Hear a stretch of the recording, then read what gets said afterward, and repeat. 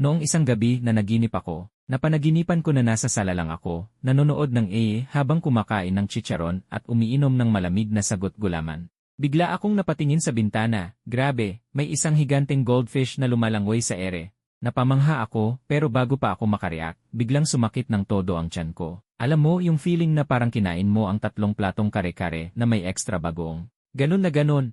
Dali-dali akong tumakbo sa sire, binuksan ang ilaw, at umupo, parang Olympic level ang bilis ko nun. Pagkatapos, pinindot ko ang flush. Akala ko tapos na ang laban pero hindi. Biglang parang whirlpool ang toilet bowl, at hinigop ako papasok. Pagdilat ko ng mata, nasa ilalim na ako ng dagat. Sa paligid ko, sumasayaw ang mga isda sa tabi ko. Gusto mo bang malaman kung anong numero ang katumbas ng panaginip mo? Pwede kang bumisita sa PCSO.LottoLab.com. Baka nandoon na ang swerte mong lotto number.